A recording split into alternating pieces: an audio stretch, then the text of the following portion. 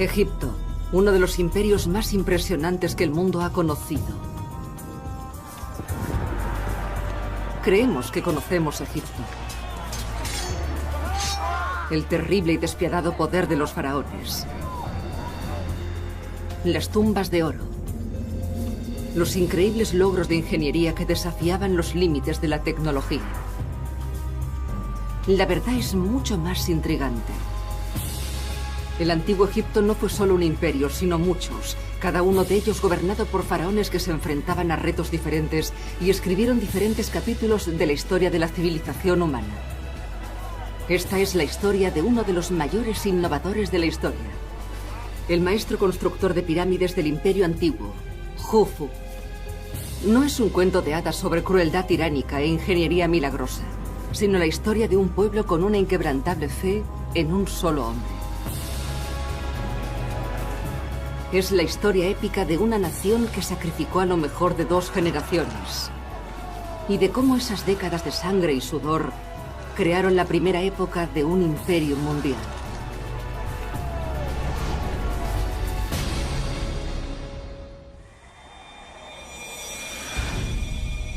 Durante casi 4000 años, la Gran Pirámide de Giza fue la estructura de fabricación humana más grande del planeta. Se construyó en el punto álgido de lo que hoy conocemos como el Imperio Antiguo. Fue una época anterior a la generalización de la escritura y los documentos sobre ella son muy pocos. Eran hombres principalmente analfabetos, con herramientas sencillas, y pudieron crear una de las maravillas del mundo. Las pirámides ocupan nuestra imaginación como algo misterioso e insondable. Para entender la Gran Pirámide, tenemos que entender a una sombría figura de la historia, un enigmático faraón llamado Jufu. ¿Cómo pudo su pueblo construir una estructura tan ambiciosa? ¿Cuál era su propósito? Por suerte, este monumento puede darnos algunas respuestas. Si se sabe cómo interpretarlas, están en las piedras, los pasadizos y las cámaras de este increíble edificio. Y en el cuidado y la precisión de los ingenieros que lo construyeron. A través de todo esto, podemos revivir esta antigua civilización. Sus preocupaciones, su sistema de creencias, pero por encima de todo, su dedicación a Jufu, el faraón que durante 20 años fue el ser humano más poderoso del mundo conocido. Para entender a los egipcios del Imperio Antiguo, hay que entender su religión y su complejo concepto del otro mundo.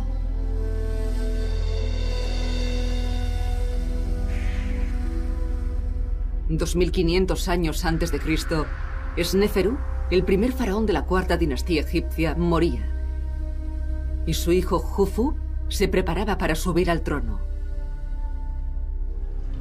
Su padre había sido un rey terriblemente popular, pero su pueblo no le lloraba. Creían que la vida seguía después de la muerte, y la muerte del padre de Jufu era especialmente significativa. Porque en el otro mundo, el espíritu del faraón muerto se uniría a los dioses.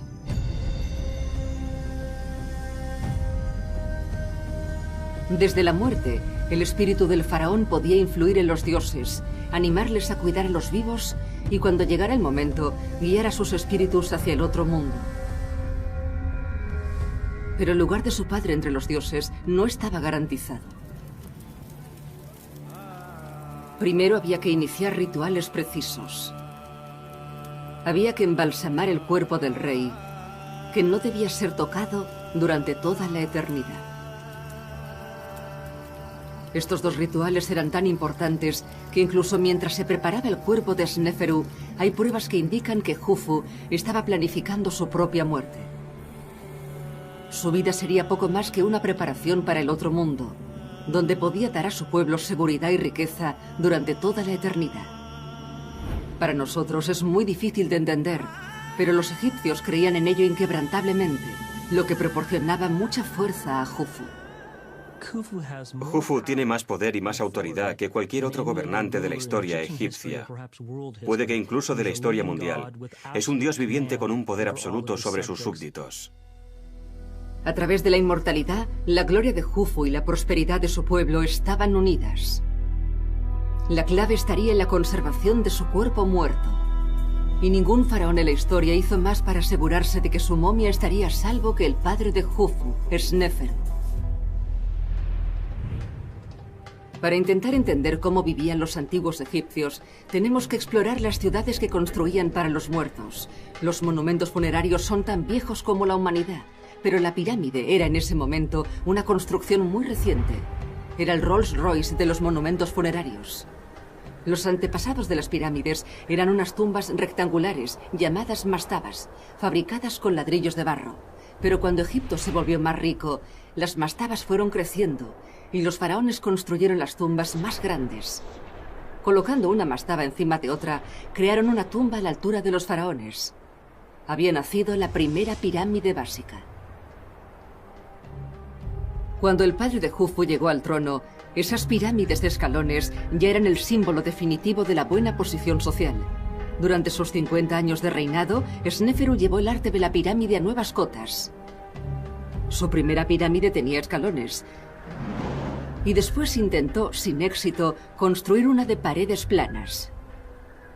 Finalmente, Sneferu consiguió su objetivo, la primera auténtica pirámide.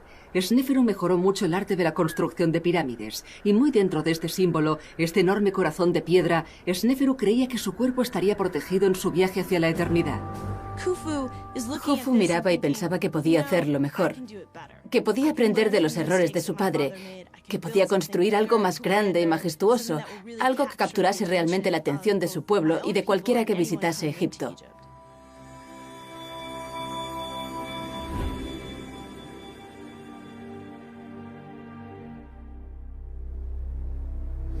Los hijos de los hombres poderosos a menudo quieren marcar su propio territorio, tener un impacto visual sobre el paisaje.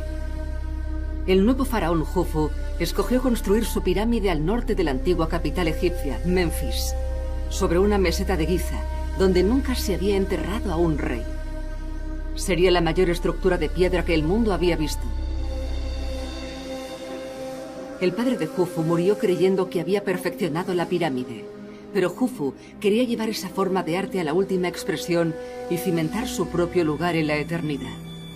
Dedicaría todos los recursos de la nación a su mastodóntico proyecto. Este es un monumento que Jufu construía para decir: aquí estoy, miradme, soy el rey, tengo poder, tengo riqueza.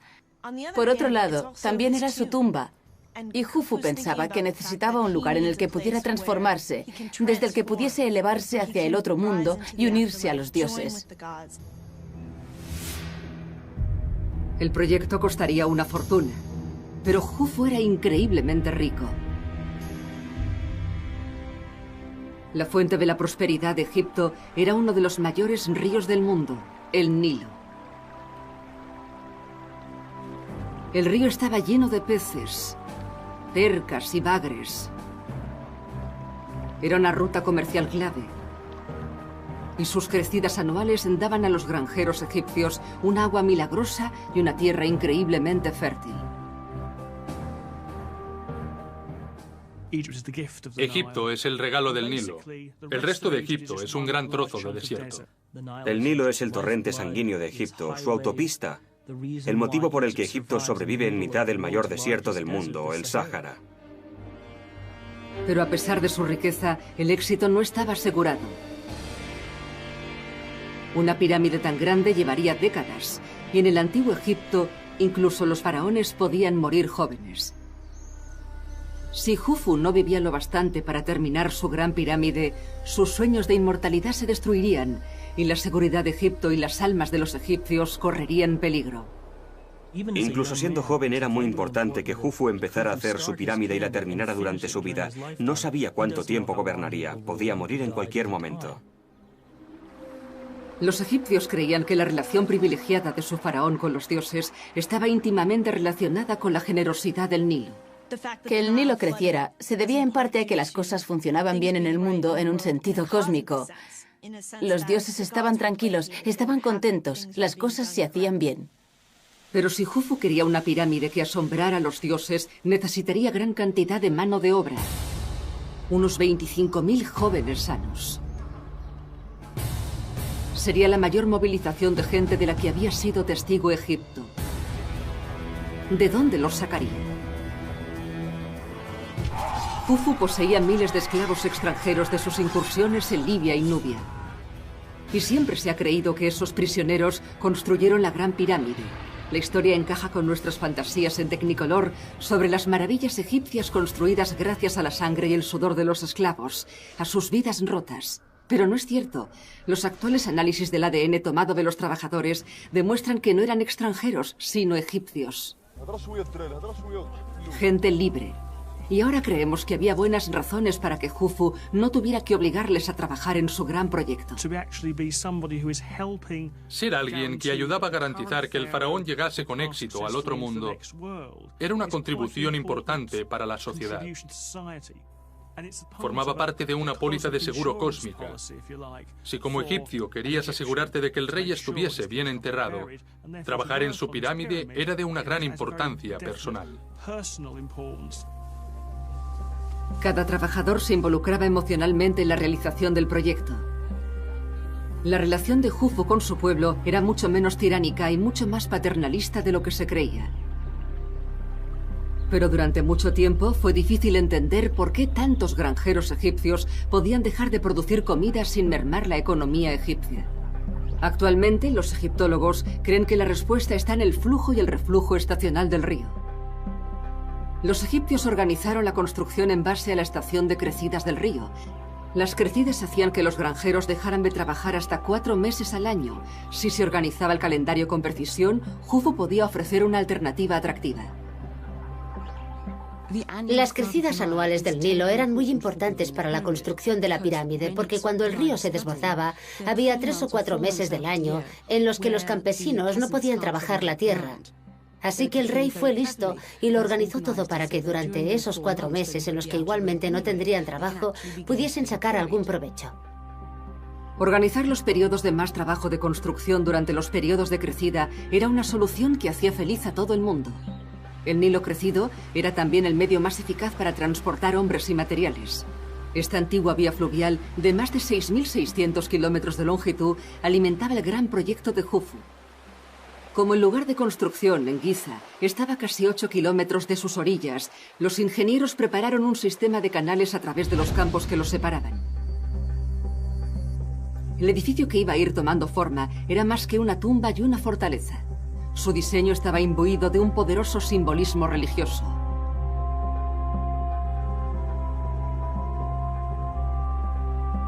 Ahora se cree que quizá la clásica forma de pirámide simbolizaba la creación del mundo. La primera parte de la Tierra en elevarse por encima del agua fue una gran montaña. Los egipcios la llamaban Tak Yenen y la convirtieron en uno de sus dioses. Como el jardín del Edén, ese lugar era armonioso y pacífico, un paraíso terrenal. Ese primigenio estado de perfección era conocido como Maat. La forma de la pirámide imita la tierra emergida y representa ese estado perfecto. Maat es básicamente verdad u orden, los buenos modos como lo opuesto al caos. Así que para los egipcios era el Maat, el orden, contra el caos. Y el mundo siempre era caótico y el rey tenía que mantener el equilibrio entre los dos. La pirámide de Jufu tenía que seguir estrictamente las reglas del Maat. Era la chispa mágica que transformaría un gran montón de piedras en una escalera hacia la otra vida. Su primera e importantísima acción fue alinear la pirámide con los cielos, el hogar de los dioses.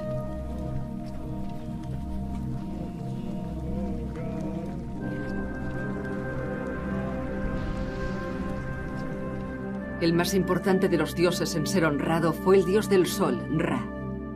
Creían que Ra transportaba el sol por el cielo, del este al oeste.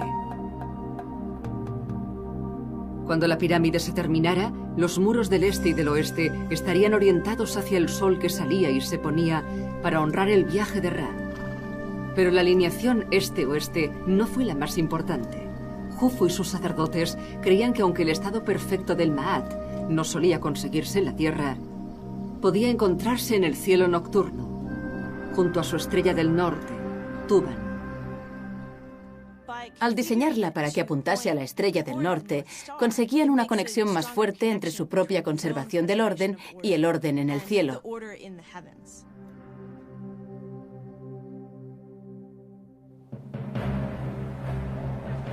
Para llevar a cabo esta importantísima empresa, con un pie en la tierra y otro en el cielo, hombres de todos los rincones del imperio del Antiguo Egipto se reunieron en Giza. Esa reunión probablemente fuera la mayor concentración de mano de obra de la historia de la humanidad.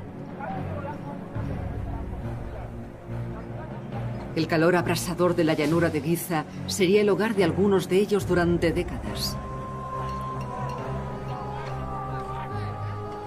Mientras sus ingenieros marcaban la planta más baja de la pirámide, los trabajadores veían por primera vez la magnitud de la tarea que les esperaba.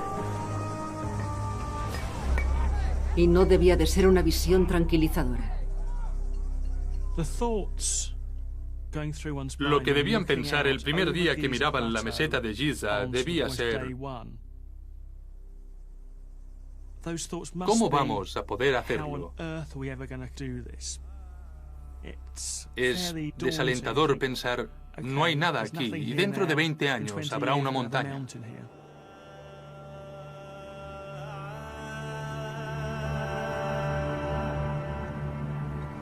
Esos hombres no solo tenían que construir la pirámide antes de que muriera Jufu, sino que además tenían que construirla a la perfección.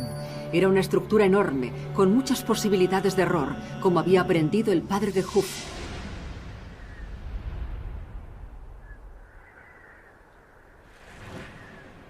Sneferu había conseguido la primera pirámide perfecta con la pirámide roja, pero por el camino cometió graves errores. Su primer intento de conseguir una auténtica pirámide acabó con un desastre. Situó la estructura en una zona de desierto cuyos cimientos no eran del todo estables. Al elevar los lados, los cimientos empezaron a resquebrajarse.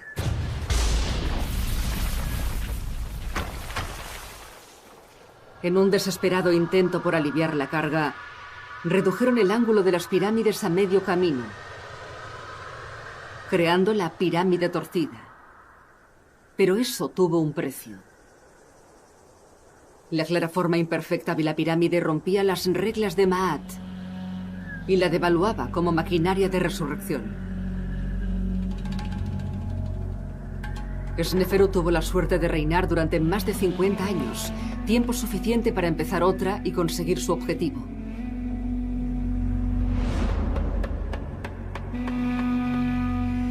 Pero Jufu no podía permitirse ese lujo.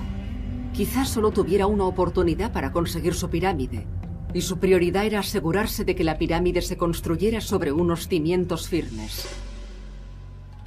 Jufu no quería repetir los errores que había cometido su padre. Buscaba un sitio donde los cimientos de piedra caliza fueran un poco más fuertes, donde pudiera aprovecharlos para construir un monumento enorme. Por eso, en una tierra principalmente compuesta por barro y arena, los investigadores de Jufu descubrieron el lugar perfecto en la rocosa meseta de Giza. Los cimientos de Giza le prometían solidez a Jufu, pero también tenían otra ventaja: una inagotable cantidad de piedra caliza de primera calidad.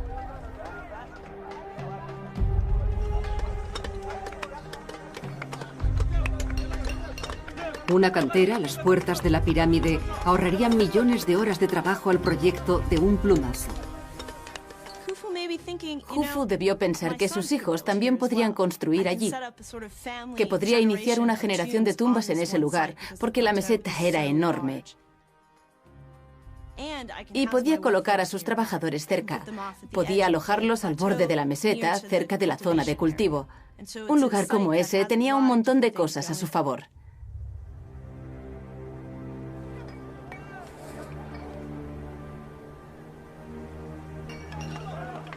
La pirámide se tragaría casi 2,5 millones de bloques de piedra caliza, con un peso medio de 2,5 toneladas cada uno. Algunos de los bloques de la base de la pirámide eran incluso más grandes, de hasta 15 toneladas. Jufu y sus ingenieros habían empezado bien, Tenían unos cimientos sólidos y una gran cantidad de piedra, pero todavía se enfrentaban a un problema. Tenían que asegurarse de que cada etapa se construyera al mismo nivel. Si se elevaba ligeramente en algún punto, sería imperfecta, inútil, un insulto a los dioses a los que pretendía encandilar.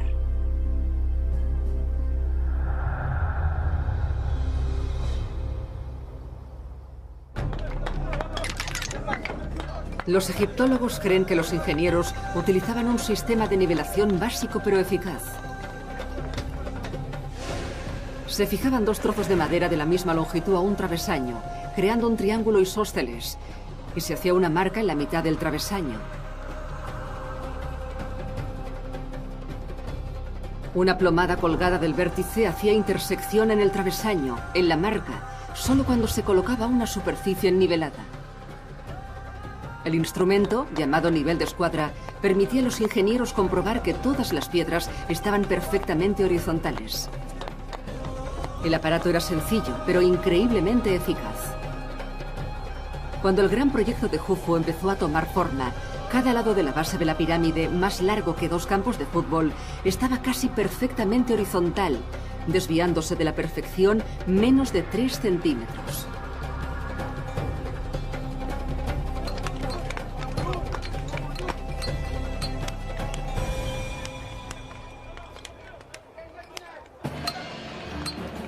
En la cantera, los trabajadores se enfrentaban a un horario desalentador. En una semana de 10 días, solo tenían un día de descanso. Sabemos que los equipos de los hombres de las canteras cortaban y entregaban un bloque de piedra cada 3 minutos para la pirámide. Cada bloque de piedra caliza se arrancaba de las rocas y se cortaba a la medida necesaria. Tenían herramientas muy sencillas, mazas y cinceles primitivos fabricados en cobre, un material relativamente blando.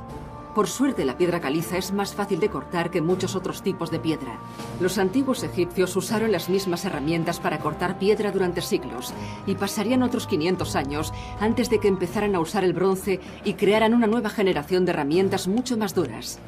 Como sus antepasados, los constructores de Jufu confiaban en su insistencia y en la cantidad de hombres que tenían para conseguirlo. Lo fundamental de la tecnología egipcia de la época era la tecnología práctica. No les interesaban las especulaciones. ¿Qué necesitamos para hacer el trabajo? Eso era todo lo que pensaban. Cuando las piedras estaban preparadas, los trabajadores de la cantera las llevaban hasta el lugar de la construcción. Aunque la cantera estaba cerca de la pirámide, era una tarea mastodóntica, ya que muchas de las piedras pesaban varias toneladas. ¿Cómo llevaron 6 millones de toneladas de piedra hasta las caras de la pirámide emergente? Nuevamente, parece que la solución fue sencilla y práctica.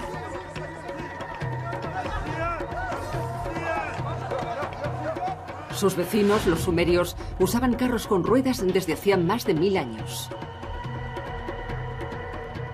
Los ingenieros de Jufu debían conocer esa tecnología. Pero el peso de las piedras y la cantidad de arena habrían hecho imposible la circulación con carros. Los egipcios optaron por la solución más directa.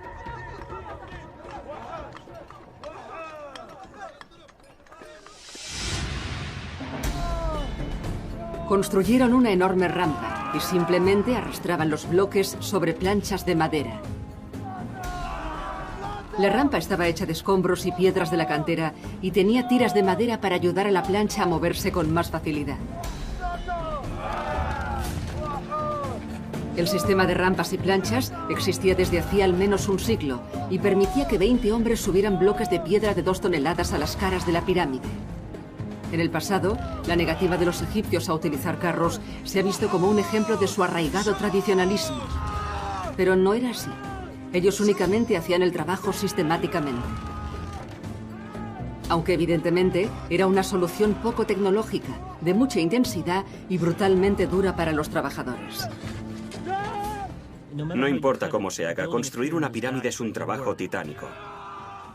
Tenemos los huesos de algunos de los hombres que construyeron estas pirámides y todos muestran la presión de la construcción. Los esqueletos de los trabajadores son un triste recordatorio de sus vidas. Los huesos rotos o deformes, miembros amputados, columnas deterioradas.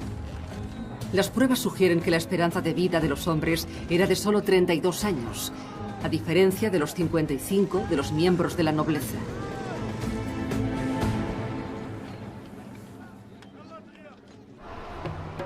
Piedra a piedra, la gran pirámide de Jufu iba creciendo. Los bloques llegaban a la pirámide sin estar completos. La parte de abajo y uno de los lados eran planos, y los mamposteros de la obra terminaban el resto de superficies, alisando los lados y la parte superior para crear superficies perfectamente niveladas. Pero la gran cantidad de mano de obra que tenía asociada presentaba su propio problema logístico. Siempre se ha creído que fueron unos 25.000 hombres los que participaron en este proyecto. 4.000 picando, transportando y terminando la piedra, y más de 20.000 en trabajos de apoyo.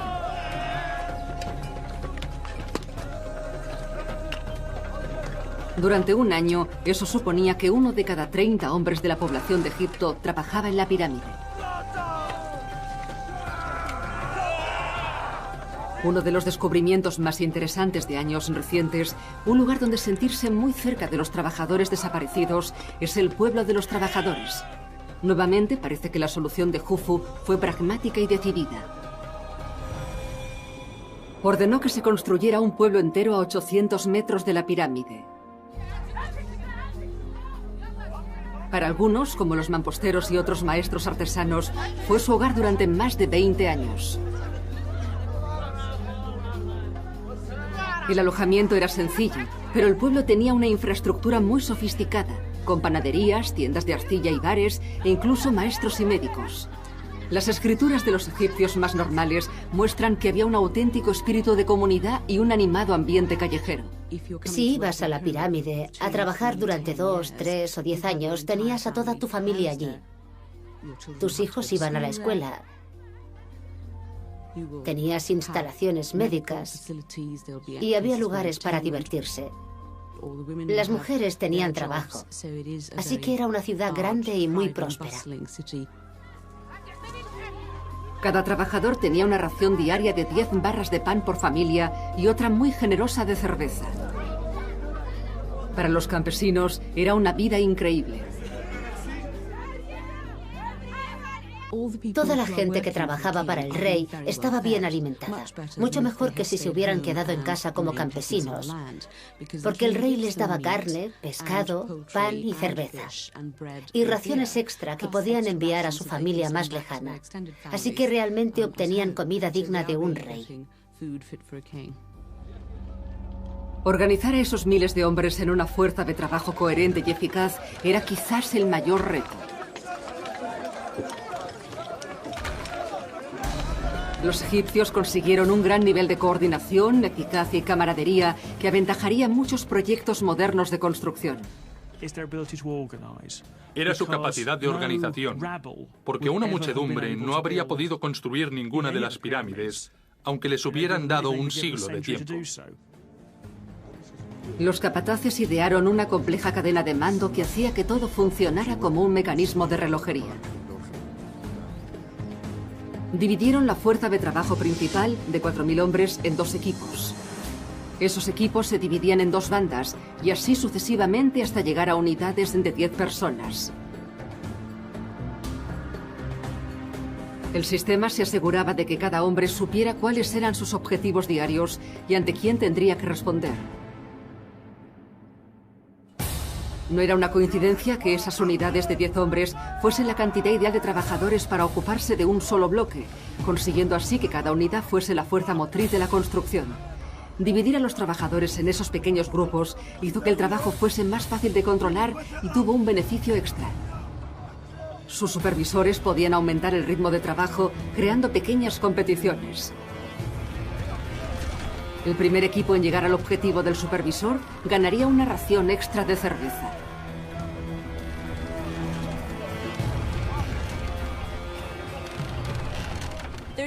Se ideaban muchos trucos psicológicos para hacer que la gente trabajara más rápido, para que compitieran un poco para levantar la piedra un poco más alta, para poner una piedra más antes de que terminara el día.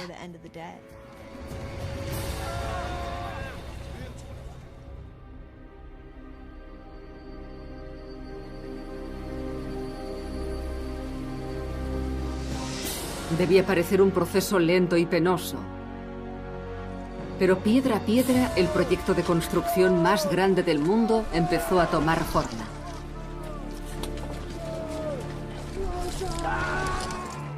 En el Imperio Antiguo, el faraón era una figura muy remota, un rey dios. Si visitaba el lugar, eso habría sido muy emocionante para los trabajadores que consiguieran verlo.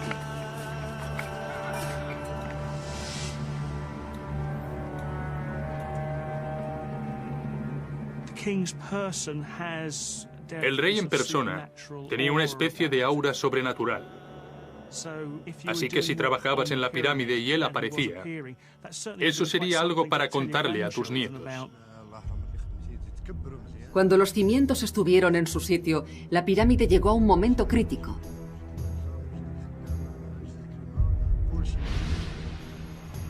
Utilizando pruebas más recientes, podemos extrapolar los resultados a ese periodo para valorar la tarea que les esperaba a los trabajadores. En lo que se convertiría en el corazón de la pirámide, los ingenieros construyeron la cámara funeraria de su faraón. Alojaría su cuerpo momificado y los valiosos objetos rituales que acelerarían su viaje al más allá. Cosas de oro, brillantes y exquisitas, que los saqueadores de tumbas, aventureros y arqueólogos han tenido tantas ganas de descubrir a lo largo de los siglos. Aunque Jufu esperaba unirse a los dioses a su muerte, era vital que su cuerpo permaneciera conservado e intacto. Si se movía o se dañaba, su alma eterna perecería, dejando a su pueblo desprotegido y su cuerpo descompuesto fuera del paraíso. Paradójicamente, la simple visión de la pirámide publicitaba a kilómetros de distancia su tumba llena de tesoros, convirtiéndola en un imán para los ladrones de tumbas. La primera pirámide de Egipto, la pirámide de escalones, fue creada por el faraón Djoser. Para proteger su momia, hizo que sus constructores excavasen 30 metros en los cimientos por debajo de la pirámide para crear una cámara funeraria secreta. Pero a principios del siglo XIX, cuando unos viajeros oportunistas llegaron a su interior, descubrieron que había sido saqueada por los ladrones. Cuando los arqueólogos pudieron al fin entrar en la cámara en los años 30, apenas encontraron unos tristes fragmentos de la momia del faraón.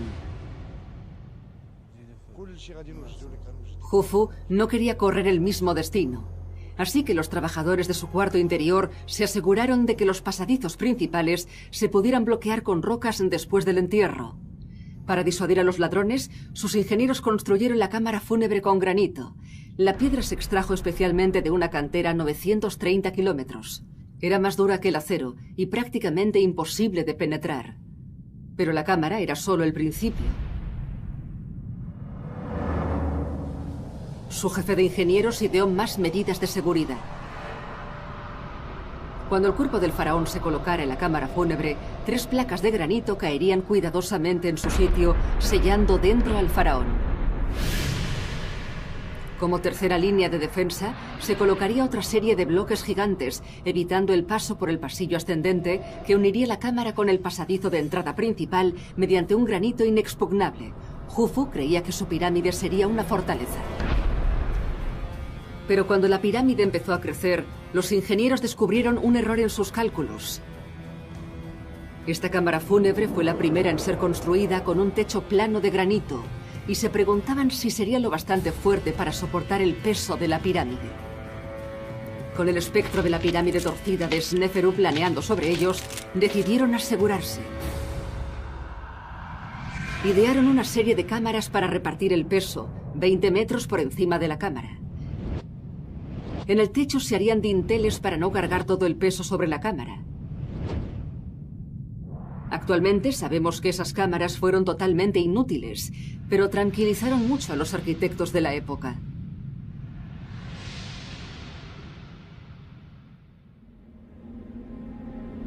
Probablemente tardaron 2 décadas en terminar la pirámide. Jufu había sobrevivido para ver su pirámide llegar a una altura impresionante. Pero el trabajo no había terminado. El revestimiento de piedra pulida transformaría la pirámide de un cuidado montón de piedras a un monumento impresionante, un punto de referencia, un triunfo tanto estético como arquitectónico. Los trabajadores seguían teniendo muchos meses de trabajo duro por delante. Los mejores mamposteros unían los bloques de roca extraídos y colocados en escalón con piedra caliza blanca de alta calidad. Tenían que asegurarse de que las piedras encajaban unas con otras perfectamente, sin ningún hueco visible. Después tallaban y pulían la piedra caliza hasta conseguir un acabado perfectamente suave e iridiscente. Trabajaban con cinceles de 1 centímetro de ancho. Los afiladores de cinceles se agrupaban alrededor de los mamposteros para suministrarles hojas acabadas de preparar. Cuando se le añadía el recubrimiento a la pirámide, su aspecto cambiaba totalmente. En lugar de ser vasto, el recubrimiento estaba muy pulido, y si el sol brillaba en la dirección adecuada, casi parecía que la pirámide brillase, como hecha de plata pulida.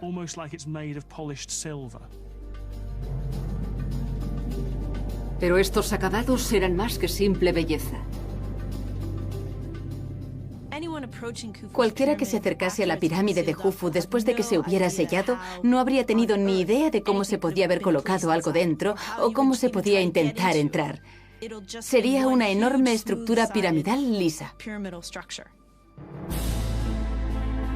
Cuando se terminó el revestimiento, este ocultaba cualquier huella de la entrada a la cámara de Jufu. Su pirámide era un rompecabezas brillante, sublime e inescrutable. Un rompecabezas que Jufu y sus ingenieros creían que era imposible resolver.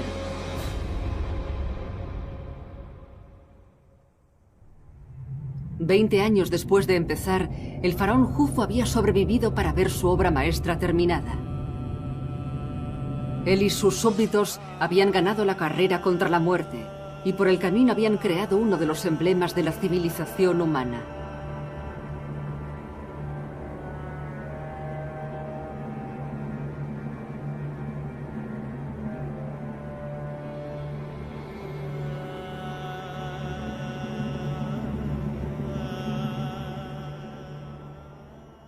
Al final, Jufu fue probablemente el más audaz de los faraones. Si quería tener una pirámide completa al morir, debía haber construido una más pequeña, pero construyó la mayor que se había hecho. No había ninguna garantía de que viviría lo suficiente para verla, aunque fuera a medias. Combinando tecnología sencilla con una determinación y una fuerza extraordinarias, su pueblo le proporcionó esa visión. Debió de ser un momento de orgullo e inspiración. El hecho de superar lo que hizo tu abuelo cuando trabajaba para Sneferu debía de ser muy satisfactorio. Y también debía hacer sentir a la gente que probablemente nadie volvería a conseguir algo tan importante.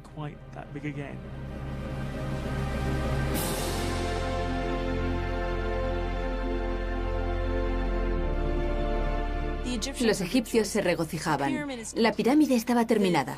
La vida eterna del rey estaba asegurada. Se uniría a los dioses. Mantendría el orden en el otro mundo. En ese momento, todo Egipto lo celebraba. Jufu construyó una pirámide en Giza que era la estructura más alta del mundo y lo continuó siendo durante 4000 años.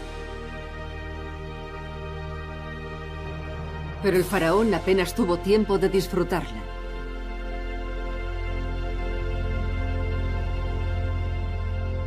Tras haber visto la pirámide terminada, contra todo pronóstico, Jufu murió.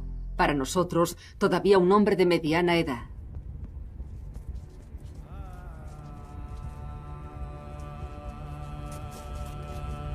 Durante más de 2 décadas, un país entero había planificado y trabajado para un solo momento. Después pondrían a su faraón a descansar en su cámara de resurrección.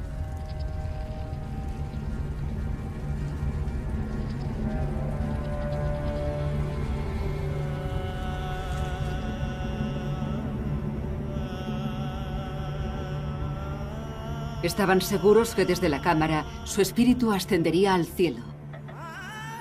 Mientras su cuerpo permaneciese seguro durante toda la eternidad, cuando llegara el momento, ayudaría a sus almas a recorrer el mismo camino. Los ingenieros habían creado 2 huecos de más de 60 metros de longitud a cada lado de la cámara. Eran los pasadizos secretos a través de los cuales el espíritu del faraón podía salir y volver a entrar en la pirámide. Su espíritu residiría entre las estrellas, en el cielo, el hogar de los dioses. Allí compensaría el gran sacrificio de su pueblo, cuidándoles durante toda la eternidad.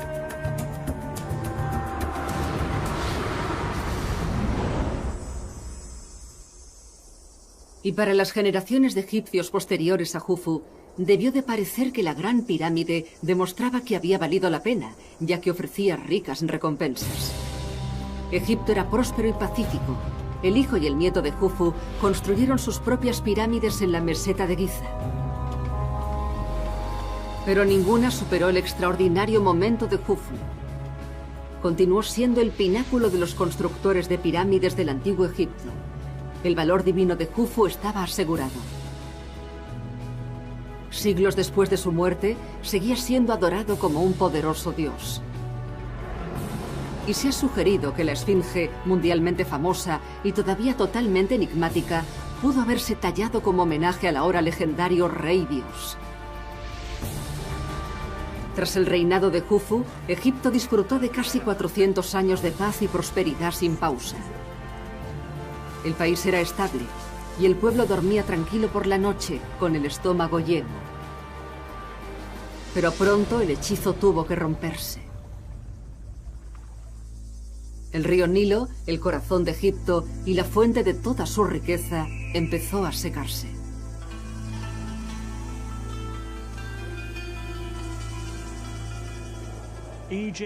La prosperidad de Egipto se basa fundamentalmente en las crecidas del Nilo. Si el Nilo está demasiado alto o demasiado bajo, el resultado es el hambre. No habrá bastante agua para la cosecha o el agua se lo tragará todo. Actualmente se sabe con bastante seguridad que eso es lo que terminó con todo. Cuando el Nilo se redujo a un arroyo, no hubo cosecha y el hambre se extendió. Y si los faraones decían ser responsables de la benevolencia del río, también tenían que serlo cuando se secaba. La leyenda del todopoderoso rey Dios quedó destruida. Los reyes pierden el control. Ya no les ven como seres fuertes y poderosos, como lo fue Jufu en su época.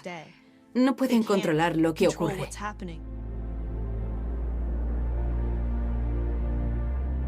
Al final, la estabilidad del imperio antiguo pasó a ser un caos, y los logros arquitectónicos de Jufu nunca pudieron igualarse. Ese visionario faraón iluminó el imperio antiguo durante las primeras etapas de un gran imperio. Jufu tuvo la suerte de vivir en una época de riqueza y abundancia relativamente libre de la amenaza de invasión. Sin la distracción de la guerra, el hambre o las epidemias, fue una época fuera de lo común, en la que toda una generación pudo dedicarse a un solo proyecto de importancia nacional.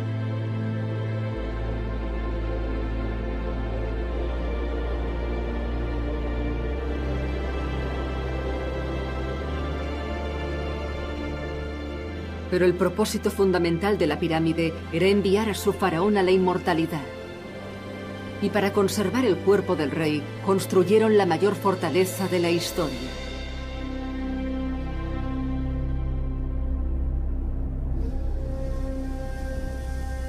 Creían que su ingenioso sistema de seguridad formaría una barrera infranqueable para los ladrones de tumbas más decididos durante toda la eternidad. 820 después de Cristo.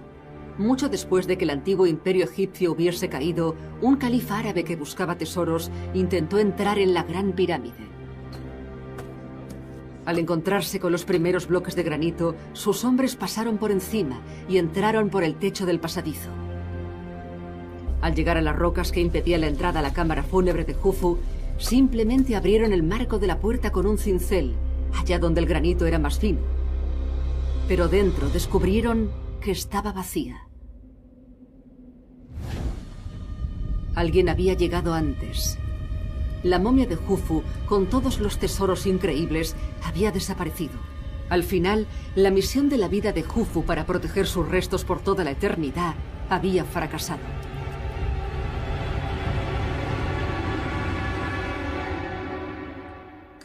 Jufu no está teniendo una buena vida en el más allá. Para él, lo único importante de construir la pirámide era llegar al otro mundo. Eso era muy importante. Y como los restos no han durado, su trabajo quedó totalmente incompleto. Al final, Jufu y su pueblo fueron traicionados por los descendientes de nuevas civilizaciones que ellos solo podían imaginar. Sus planes, cuidadosamente trazados para conservar el cuerpo del rey en una obra de arte y conseguir así su propia inmortalidad, fueron penosamente frustrados. Pero ha perdurado. En los términos de Jufu, su alma ha sufrido porque su cuerpo ha sido destruido y su tumba violada. Pero a otro nivel, el hecho de que sepamos su nombre y que su nombre se recordase a lo largo de toda la historia egipcia, ha hecho que su alma continúe viva. Así que Jufu ha triunfado sobre la muerte, iluminó el imperio antiguo y sigue inspirando respeto a hombres y mujeres más de 4000 años después de su muerte. Siempre será recordado como el faraón más visionario de Egipto. Sus logros, analizados forensemente, nos recuerdan que debemos pensar en el Egipto antiguo como un lugar real en una época real, no como una especie de mundo mágico. Y por eso mismo es mucho más fuerte.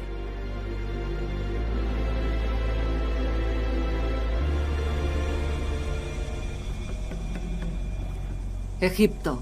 Siglo XII a.C. El gran faraón Seti aseguraba la continuación de su dinastía. Los sacerdotes de Seti habían designado a su hijo mayor, Ramsés, como heredero al trono. Ramsés nació en la 19ª dinastía, un linaje inmensamente rico e influyente.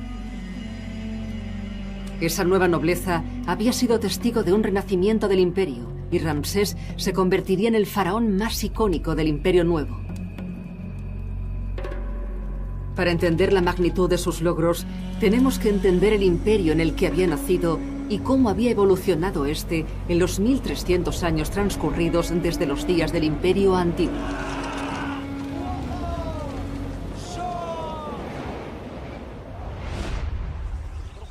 Los faraones del imperio antiguo eran muy ricos, pero también tenían algo totalmente desconocido para Ramsés y su familia: seguridad. El comparativamente joven imperio estaba prácticamente libre de amenazas de invasión y había otras señales que indicaban que los dioses estaban contentos. El Nilo fluía caudaloso y su crecida anual rica en nutrientes hacía que las granjas pudieran disfrutar de cosechas abundantes. Y como enlaces vivos con los dioses, los antiguos faraones se llevaban todo el mérito. Esa había sido la buena época. La bonanza les permitía idear proyectos arquitectónicos increíblemente ambiciosos. Se movilizaban ejércitos de trabajadores para construir las pirámides, los edificios más grandes del mundo conocido. Pero aunque los faraones podían aprovechar y explotar la mano de obra de todo un imperio, eran gobernantes remotos, nunca vistos por sus súbditos. Los faraones del imperio antiguo hacían las cosas de un modo determinado, pero Ramsés vivía en otra época. Tenía que labrarse su propio camino. La imagen decidida y divina del faraón de la época de las pirámides había desaparecido. Aunque seguía siendo un ser divino, en el imperio nuevo estaba un poco más cerca de la tierra. Ramsés lo sabía muy bien.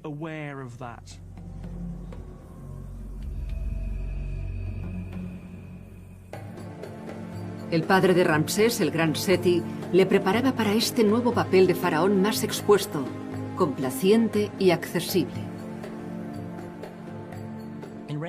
En la época de Ramsés, los faraones tenían que trabajar mucho más duro en las relaciones públicas. No podían permitirse esconderse en su palacio y dejar que los monumentos hablaran por ellos. Tenían que aparecer regularmente ante su pueblo y organizar ceremonias para que vieran que existían.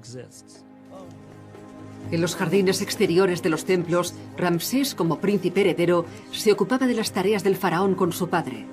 Las pirámides formaban parte de una época muy distante, pero los edificios seguían siendo básicos para la autoridad del faraón y el simbolismo religioso era tan importante como siempre.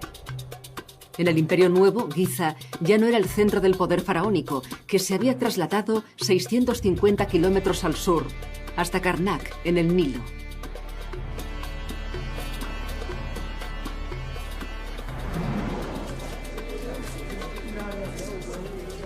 Este es el complejo de los templos de Karnak. Al igual que la Gran Pirámide, las estructuras tenían un poder sagrado y ofrecían un camino visible al más allá. Pero a diferencia de las elitistas pirámides de Giza, los templos de la época eran mucho más accesibles. Una de las primeras tareas de Ramsés fue expandir junto a su padre este lugar religioso. Juntos crearon el mayor complejo de templos jamás construido y lo coronaron con uno de los grandes logros de la ingeniería de la antigüedad, la sala hipóstila.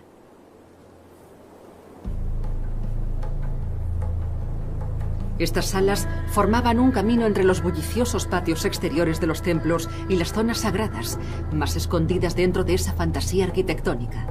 134 altas columnas soportaban un enorme techo de piedra. Las más altas tenían más de 20 metros de altura. En la base hay unos bloques tan gruesos que se necesitan más de 7 personas de la mano para rodear una sola de ellas. Pero como los grandes constructores de pirámides del Imperio Antiguo, los ingenieros de Seti usaron métodos aparentemente sencillos para construir la sala.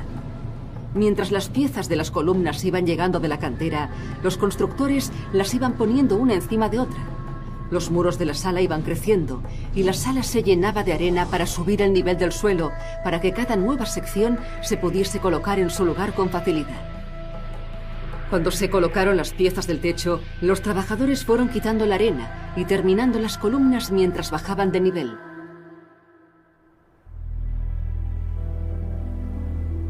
Igual que las antiguas pirámides, el templo de Karnak simbolizaba la búsqueda de la perfección y el orden dentro del caos universal. Pero eran más que símbolos. Se creía que las deidades vivían en el Sancta Sanctorum, donde solo el faraón y su sumo sacerdote podían entrar. La sala hipóstila, la gran obra de Ramsés, era la encarnación fosilizada de los mitos de creación oral.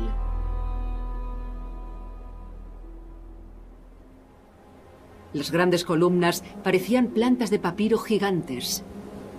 Representaban el pantano primigenio que cubría la tierra durante la creación. Un significativo desarrollo en el culto al otro mundo le daba a este edificio aún más valor. Así que cuando Ramsés heredó la tarea de supervisar la decoración del interior de la sala hipóstila, continuaba un trabajo cósmicamente importante. El espíritu del faraón muerto ya no se alojaba en el corazón de una enorme pirámide. Ahora brillaba desde todas las piedras y la pintura de las estatuas y los relieves. Los artistas hacían más que decorar. Estas imágenes transformaban la sala en una potente fuente de poder religioso y político. El futuro faraón empezaba a crear su propia marca. Ramsés. Es en los templos donde el faraón proyecta su imagen. Son los carteles en los que puede publicitar su gloria y su fe en los dioses. En parte intentaba impresionar a los dioses, no solo al pueblo en general, así que tenía dos públicos.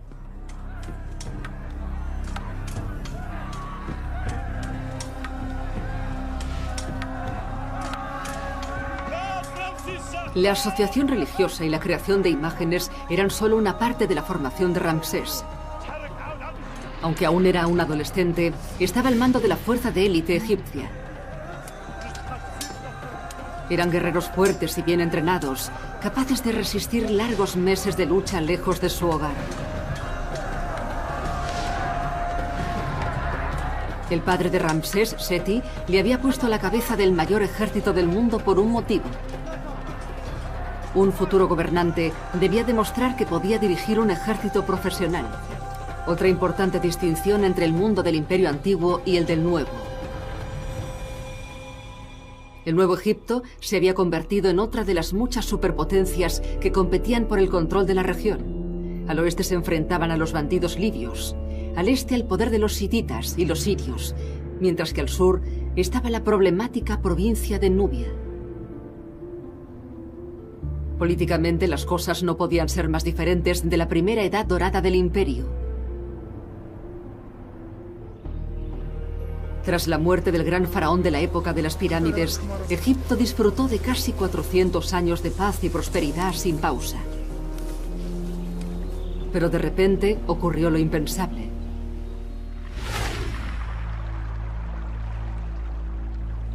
El río Nilo, el corazón de Egipto y la fuente de toda su riqueza, se secó.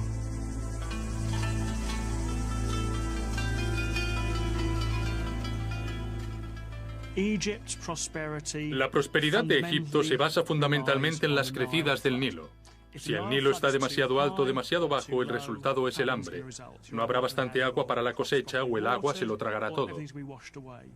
Actualmente se sabe con bastante seguridad que eso es lo que terminó con todo. Cuando el Nilo se redujo a un arroyo, no hubo cosecha y el hambre se extendió. Evidentemente, los dioses no estaban contentos. La privilegiada relación que los faraones parecían tener con los inmortales se había resentido. Los reyes pierden el control. Ya no les ven como seres fuertes y poderosos como lo fue Jufu en su época. No pueden controlar lo que ocurre. Egipto acabó por recuperarse, pero tras un segundo periodo de prosperidad, el Nilo volvió a secarse, dejando al pueblo vulnerable ante otra amenaza: la invasión de los Hyksos.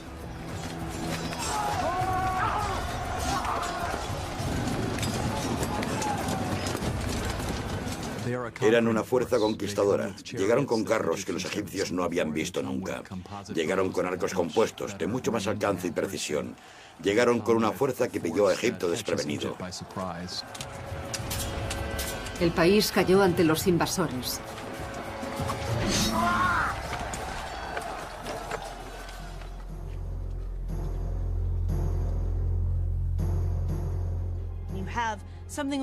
Ocurrió algo que nunca había ocurrido y que Jufu nunca hubiera pensado que podría ocurrir: que hubiera alguien no egipcio al mando de una gran parte del país. Los Hyksos controlaron el norte de Egipto durante más de un siglo, pero al final los egipcios consiguieron echarles.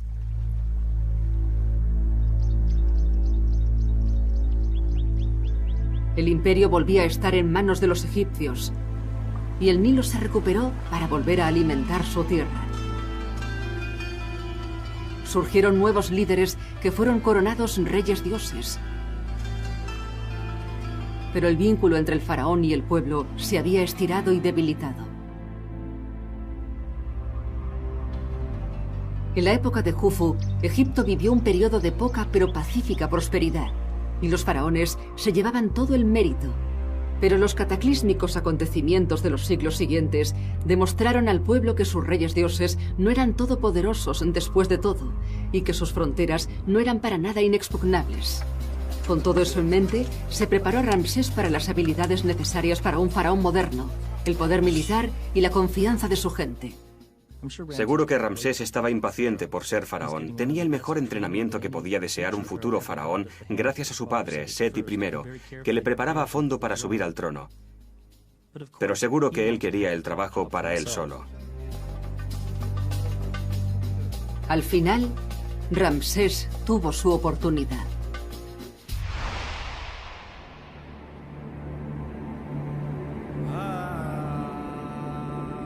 En 1290 a.C., el faraón Seti murió repentinamente.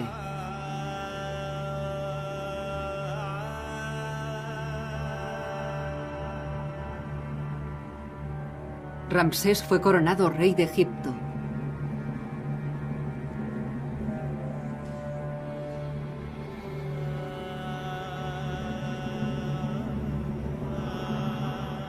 Como todos los faraones antes que él, el joven Ramsés esperaba llegar al otro mundo y convertirse en un dios.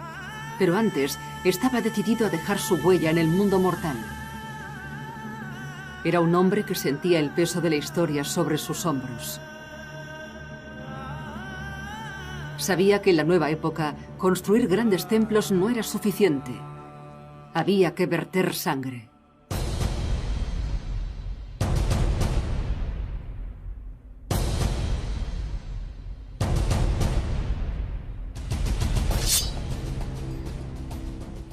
Ramsés, cuando accede al trono y se convierte en rey, tiene su oportunidad de destacar. Es su turno de demostrarle a los egipcios y a las potencias de Oriente Próximo que es un faraón poderoso que puede competir a escala mundial. Y Ramsés debió pensar que podía crear un imperio de magníficas proporciones. No voy a quedar inmortalizado solo en piedra, sino que quedaré inmortalizado por el tamaño del territorio que gobernaré.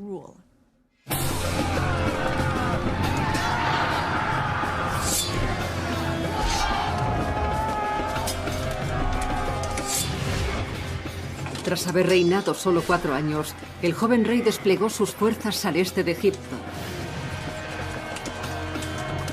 Hábilmente consiguió doblegar una serie de pequeñas ciudades-estado en Canaán, actualmente Palestina e Israel, y consiguió así un lucrativo pasaje comercial. Las victorias de Ramsés llenaron las arcas reales. Y no perdió tiempo antes de embarcarse en un proyecto de construcción épico para darles las gracias a los dioses y para proclamar a cualquiera que quisiera escuchar sus gloriosos triunfos. Lo más increíble de Ramsés es la confianza que tenía cuando pasó a ser rey. Era un rey joven, inexperto, pero se lanzó a hacer cosas. Inmediatamente inició un enorme proyecto de construcción muy ambicioso y empezó a librar batallas en el extranjero. Era una cuestión de equilibrio.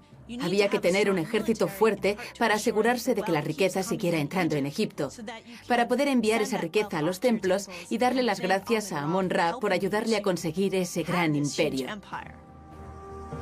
El Luxor, cerca de Karnak, extendió el templo, creando un gran patio delantero lleno de estatuas colosales de sí mismo. Y ante ellas plantó 2 obeliscos gigantes tallados a partir de bloques de granito rosa.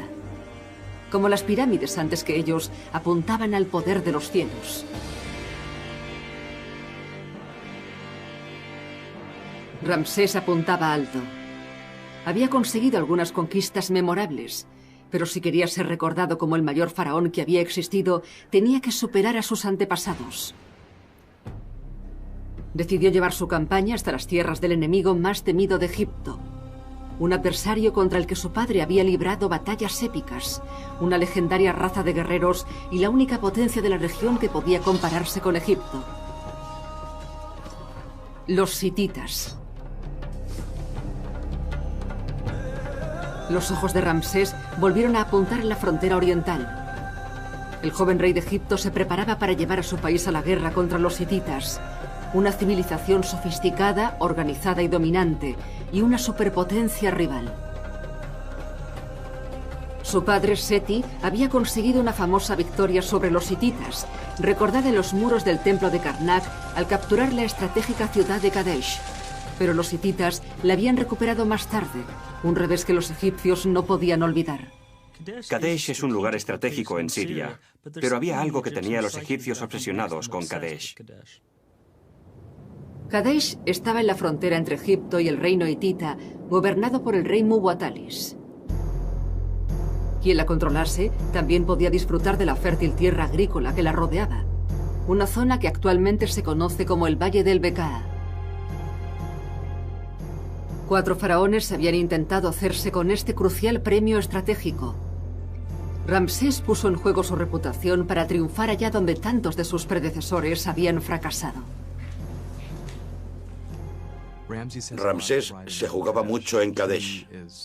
Era un faraón joven. Los egipcios querían conseguir uno de los valles y los territorios más ricos de la zona. Ese era el premio. Si controlaban Kadesh, controlarían también el resto del territorio.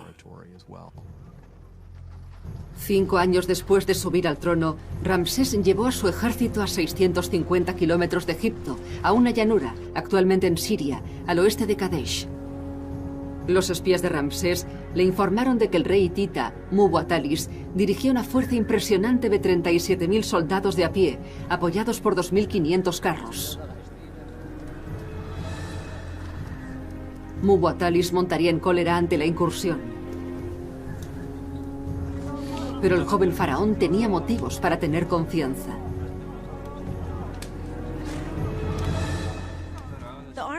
El ejército que Ramsés preparaba para luchar en Kadesh era uno de los más modernos.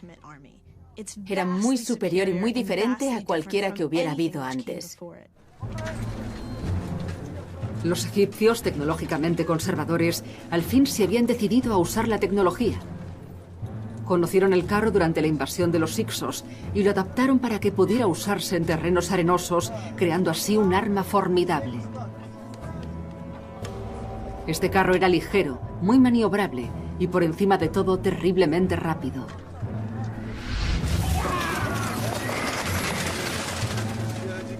En el carro también iba el arquero, armado con un nuevo arco compuesto que combinaba madera y hueso para más flexibilidad y potencia.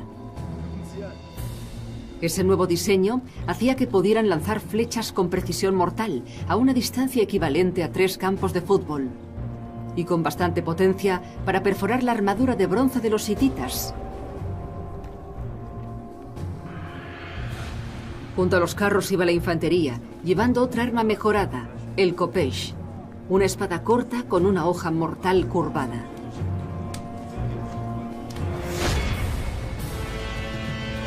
Ramsés estaba a punto de poner a prueba esas armas en el mayor reto al que se había enfrentado.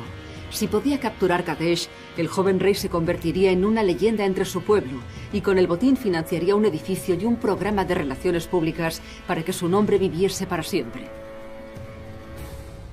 Para él era una situación en la que debía conseguir algo o morir. Debía demostrar que Egipto tenía fuerza. Y se lo debía demostrar a los hititas, pero también a sus propios seguidores, a la gente de Egipto. Mientras Ramsés y su ejército se acercaban a Kadesh, recibió buenas noticias. Los exploradores egipcios habían encontrado a 2 hombres que resultarían ser agentes dobles, escondidos en un bosque cercano. Cuando les interrogaron, afirmaron que el ejército hitita estaba a 190 kilómetros. La ciudad estaba desprotegida. Parecía que Kadesh estaba a su merced. Impaciente por conseguir la victoria, Ramsés se separó de sus tropas y se llevó a una sola división hasta una distancia desde la que podía atacar la ciudad. Ordenó que una segunda división la rodease hacia el norte con un movimiento envolvente. Pero cuando parecía tener la victoria al alcance de la mano, la situación cambió. Ramsés se dio cuenta de que había caído en una trampa hitita. La verdad era que el rey hitita estaba escondido detrás de la ciudad de Kadesh, en el viejo Kadesh, preparado para emboscar a Ramsés. Y soltó a sus perros de guerra. Los hititas atacaron rápido y con dureza. Se apoyaban en una nueva tecnología militar, las armas de hierro. El joven faraón se enfrentaba a una derrota desastrosa. Pero cuando los hititas parecían estar a punto de destrozar a los egipcios, estos tuvieron una tregua. En el último momento, la segunda división llegó desde el norte y cogió a los hititas por sorpresa. Espoleadas por su llegada, las tropas egipcias se reagruparon e iniciaron un violento contraataque. Aunque sería legendaria, no fue una batalla histórica, sino un conflicto extraño, molesto, insatisfactorio e inútil. Con los ejércitos de las 2 superpotencias antiguas luchando directamente la una contra la otra, probablemente fuese el mayor enfrentamiento militar de la historia hasta ese momento.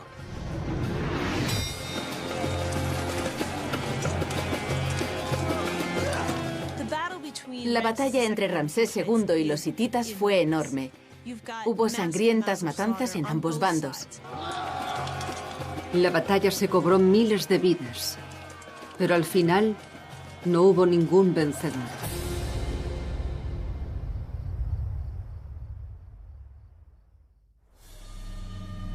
Al amanecer, Ramsés se enfrentó al rey Muwatallis ante los muros de Kadesh. Las filas de los dos ejércitos enemigos se prepararon para otra terrible batalla. Pero cuando parecía inevitable que hubiese un baño de sangre de proporciones espantosas, ocurrió algo sorprendente.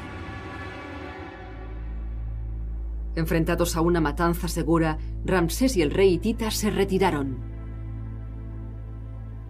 Como ninguno de ellos sabía la fuerza que tenía, hubo un estancamiento. Ninguno de ellos quería arriesgarse a ser totalmente aniquilado, y ambos accedieron a pactar una tregua. No era lo que Ramsés había ido a buscar. No había conseguido capturar el premio de los hititas y debía volver a casa con las manos vacías. Ramsés pensaba, Dios mío, ¿qué he hecho? No he vencido, ni siquiera he sido capaz de recuperar Kadesh. Nada ha salido como había planeado. ¿Qué hago ahora? ¿Cómo le muestro a Egipto que sigo siendo el rey, que debo seguir siendo el rey? ¿Qué les hará creer que esto no es un desastre absoluto?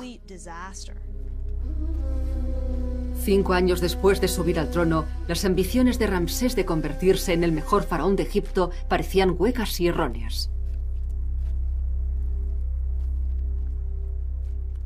Bueno, cuando Ramsés volviera a casa iba a pasar mucha vergüenza. Había ido a conquistar Kadesh y no lo había conseguido. Así que tendría que explicar muchas cosas. Ese ya no era el comprensivo Egipto de los grandes constructores de pirámides. El faraón ya no estaba libre de críticas. Sabía que la gente haría preguntas. La incapacidad de Ramsés de hacerse con Kadesh podía menoscabar su posición. Pero aunque fuera una época más arriesgada para el faraón, también ofrecía más opciones. Ramsés buscó un arma más potente que los carros y las espadas de bronce: la propaganda. Era una oportunidad maravillosa para que Ramsés le diese algo a su público que le convertiría en el rey que llegaría a ser. Ramsés encargó una serie de relieves de piedra para conmemorar la batalla de Kadesh en los muros de los templos de todo el reino. Así que parte del interés puesto en la campaña de Kadesh era para asegurarse de que su imagen siguiera siendo la que él quería que fuera, la de un faraón conquistador y poderoso.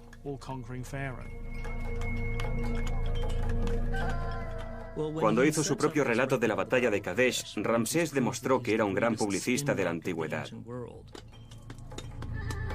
Los grabados cuentan la historia no de una tregua incompleta, sino de una victoria clara. Ramsés estaba representado como un gran héroe que, lejos de sus tropas, resistía solo y con valor a la emboscada hitita.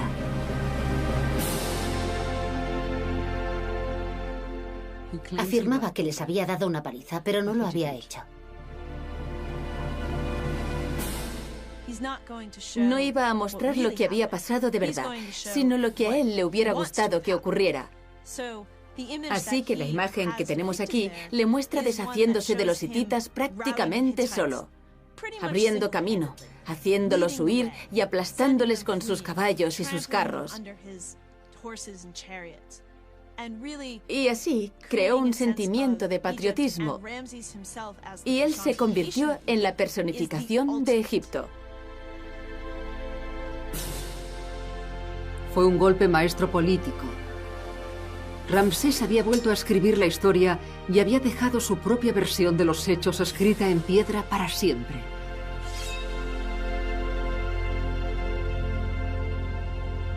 Pero el talento del joven rey para la publicidad acababa de empezar.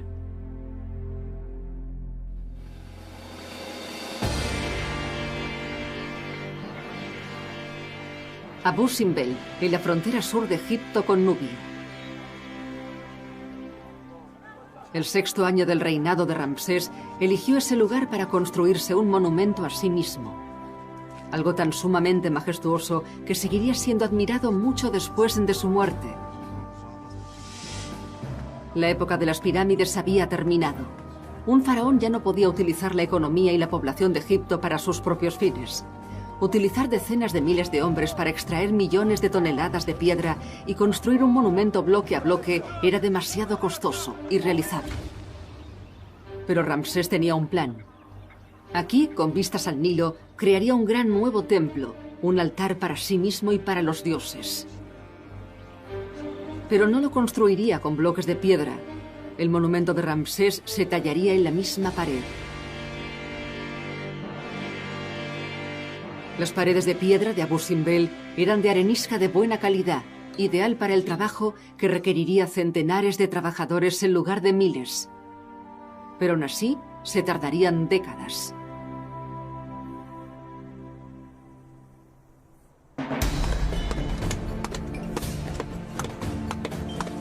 En 1284 a.C., hábiles mamposteros empezaron a trabajar en Abu Simbel.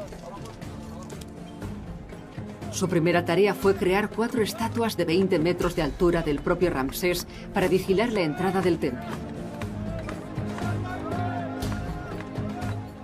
Los problemas técnicos debieron de ser increíbles. Tenían que pensar cómo escalar esas figuras y tallarlas en la montaña. Tenían que poner andamios para que subieran los trabajadores que iban a hacerlo. Tenían que ser capaces de imaginar esas estatuas saliendo de la pared de una montaña.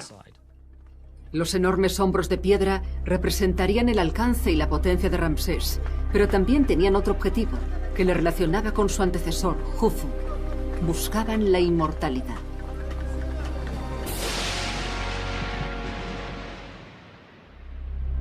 En la época de Ramsés, los faraones eran enterrados en tumbas subterráneas secretas en el Valle de los Reyes.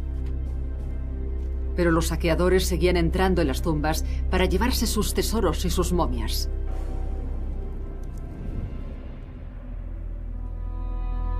Ante esa amenaza, las creencias egipcias sobre la consecución de la inmortalidad fueron evolucionando gradualmente. Ya no era esencial que los restos mortales del faraón no se moviesen durante toda la eternidad. En la época de Ramsés, la representación en piedra ofrecía una nueva póliza de seguros contra la muerte. Al tener su cara y su nombre, eran símbolos mágicos, símbolos de poder, símbolos que llevaban implícita la inmortalidad. Así que incluso aunque la tumba no durase, o que se llevasen la momia de la tumba, o la destruyeran, seguían habiendo otras maneras de asegurarse de que les recordasen eternamente.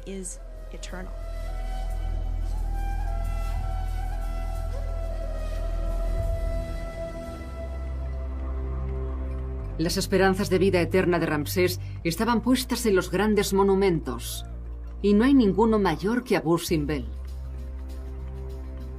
Igual que los constructores de pirámides, tenía que terminarlo antes de morir, pero tenía apenas una fracción de la mano de obra de los faraones del Imperio Antiguo. Y las herramientas para tallar apenas habían cambiado en los 13 siglos que habían pasado desde las grandes pirámides. La única innovación significativa habían sido los cinceles más resistentes, hechos de bronce. Cuando las estatuas empezaron a tomar forma, los trabajadores empezaron a excavar más profundamente la pared de la roca. El templo terminado se internaría unos 60 metros en la montaña. El interior de Abu Simbel tenía que estar alineado cuidadosamente con los movimientos del sol. Como a Ramsés le gustaba llamar la atención, planeó colocar una sorpresa espectacular en las entrañas de su templo. Un espectáculo de luz digno de los dioses. Pero en realidad, Ramsés seguía inquieto por sus antiguos enemigos. Los hititas. Ramsés lanzó un nuevo asalto, golpeando en el territorio enemigo. Pronto se embarcó en otra serie de batallas frustrantes. Capturaba las ciudades y el enemigo recuperaba el control cuando su ejército se marchaba a conquistar nuevos objetivos. Si en algún momento moría, su templo quedaría inacabado y correría el riesgo de no gozar de vida eterna. Podía acabar siendo un faraón olvidado, un don nadie, un alma perdida.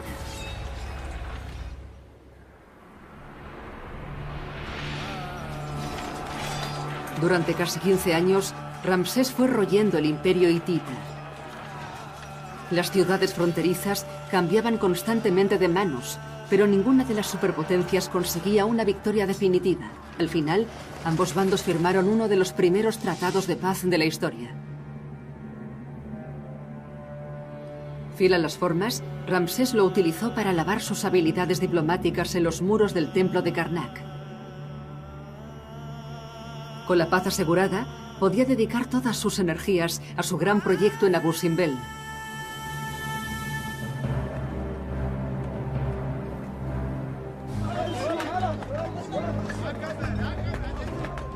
Fue un plan muy descarado.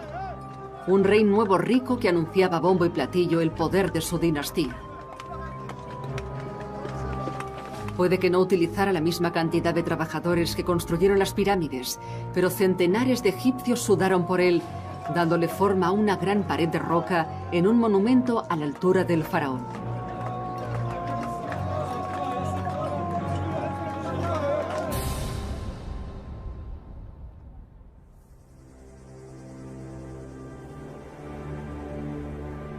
(1266 a.C.) Ramsés había gobernado durante 24 años cuando por fin pudo desvelar su obra maestra.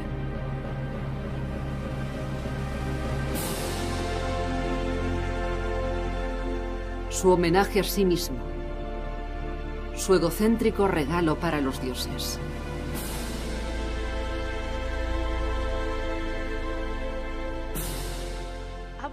Abu Simbel es el templo por excelencia. Es una obra maestra.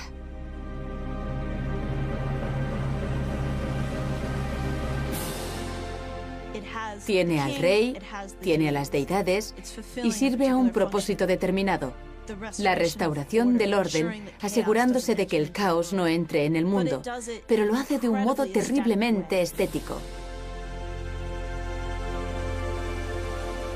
En sintonía con esta época más turbulenta y compleja, el templo tenía un doble propósito. También era un aviso imponente para los vecinos del sur de Egipto. No creo que Abu Simbel sea solo una espectacular obra de ingeniería creada para la gloria de Ramsés y su endiosamiento, sino que también era una advertencia para los nubios por si decidían rebelarse. Era un cartel gigante que decía: cuidado con el faraón. Dentro hay una espectacular avenida con estatuas de Ramsés de 10 metros de altura. Prueba de que se creía la encarnación viviente de un dios. Dentro de la montaña, por fin se pondría en marcha el brillante truco de la luz de Ramsés. En el santuario del corazón del templo está Ramsés, entronado como un dios junto a otras 3 deidades. 2 veces al año, al alba, los rayos del sol penetran por las salas interiores e iluminan casi 60 metros de oscuridad.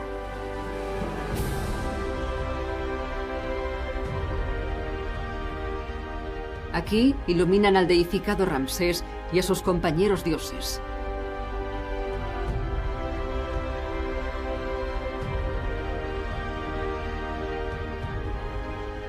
El mensaje es claro. Aquí Ramsés superará la larga noche de la muerte y vivirá para siempre.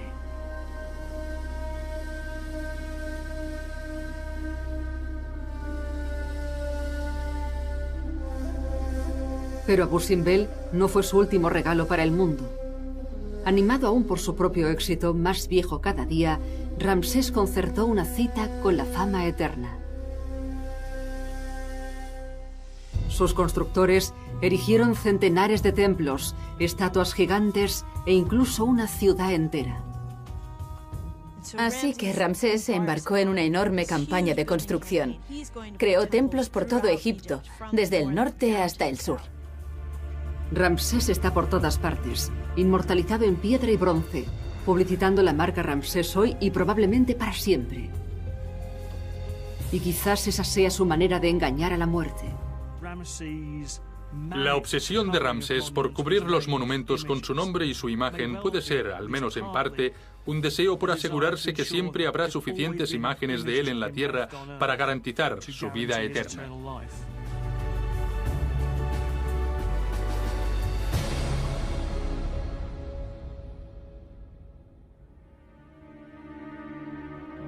A pesar de toda una vida de guerra, Ramsés vivió casi hasta los 90 años.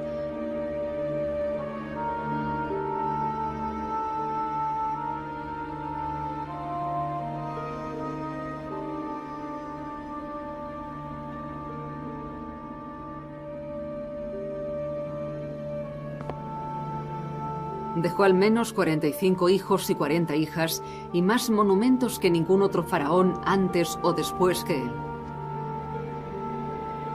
Su concienzuda estrategia de relaciones públicas había funcionado. Su país lloró su pérdida. Debió de ser una gran conmoción que Ramsés muriera al fin. Hay que recordar que vivió el triple que la media de los egipcios de su época. Tenemos que pensar lo traumático que debió ser perder un líder que había dirigido tu vida durante todo ese tiempo. Ni siquiera tu abuelo recordaba a otro rey. Ramsés había servido bien a su país y le había dado 3 generaciones de paz y seguridad, trayendo a la tierra la armonía integral del Maat. Los sacerdotes conservaron su cuerpo según los rituales que habían sobrevivido desde el Imperio Antiguo. Entonces, al menos una momia de faraón había sido protegida por un sistema de seguridad sin precedentes, con enormes placas de granito. Pero la momia de Ramsés no se colocó en una pirámide. Estaba destinado a una tumba secreta excavada en la montaña en el Valle de los Reyes. ¿Funcionaría el engaño? ¿Frustraría a los ladrones de tumbas?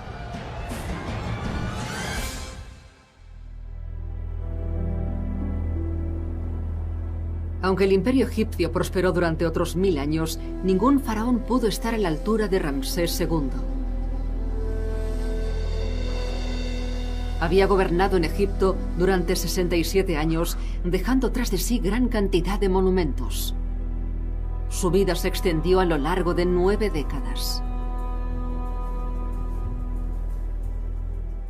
Creo que uno de los mayores testamentos del éxito de Ramsés como faraón es que tuvo muchos imitadores.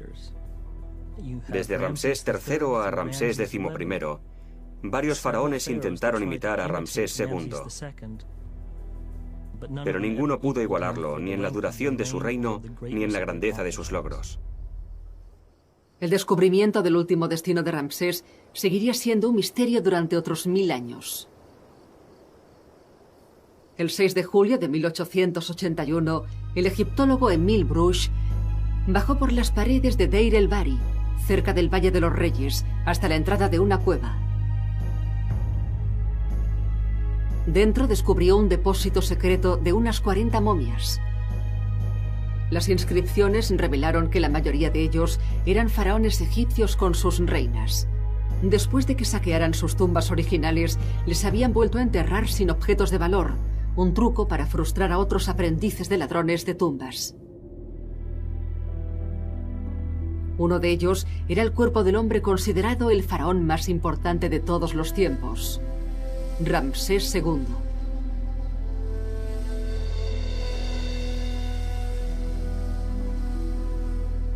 La momia de Ramsés resistió perfectamente conservada durante 3000 años en la más humilde de las tumbas.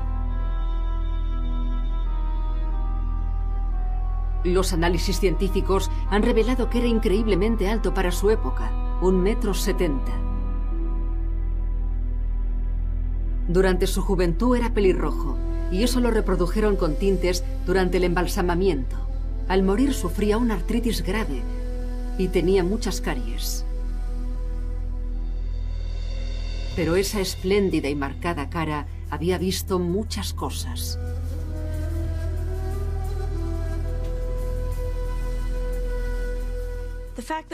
Que hoy estemos aquí hablando sobre Ramsés II es de algún modo lo que él habría querido. Lo que ha conseguido ha sido la inmortalidad.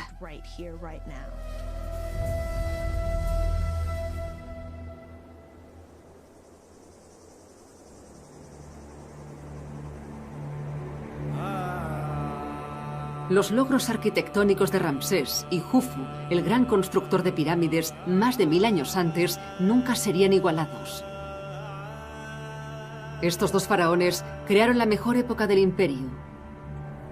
Y los contrastes entre sus vidas ilustran el profundo cambio en la civilización egipcia. Desde una época de gobernantes prácticamente divinos a otra de guerra, conquista y maniobras políticas.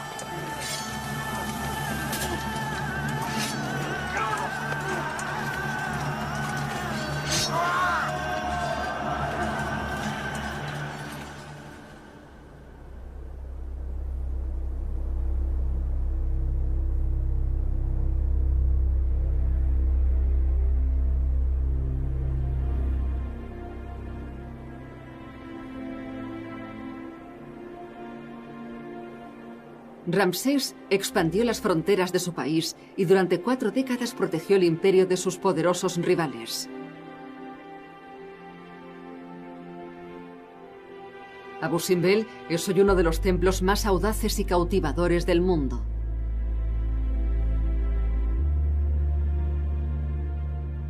Pero el legado arquitectónico de Ramsés se extiende más allá de ese monumento.